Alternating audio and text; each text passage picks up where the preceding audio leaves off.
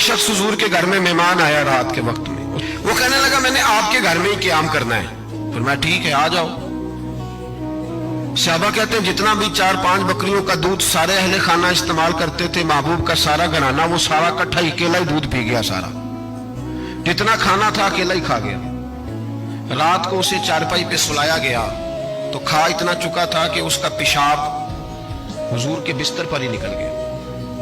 وہ جب آلودہ ہوا تو شرمندہ ہوا، اٹھ کے بھاگ گیا، کسی نے دیکھ لیا تو کیا بنے گا۔ کہتا ہے میں جب کنویں پہ گیا،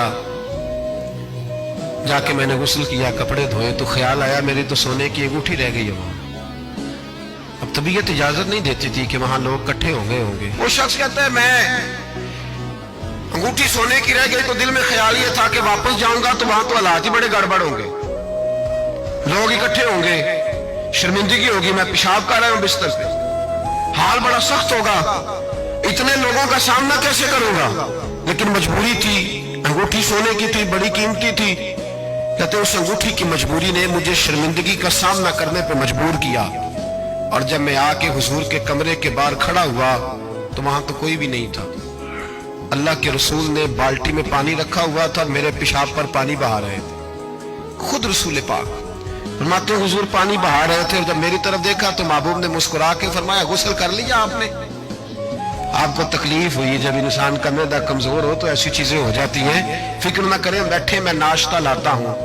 کہتے ہیں حضور کے جملے تھے کہ طوفان تھا، وہ حضور کی گفتگو تھی کہ میرے اندر کی ہر چیز بجھاتی جا رہی تھی۔ تیری پہلی نظر کا وار توبہ، دل اب تک دعائیں دے رہا ہے۔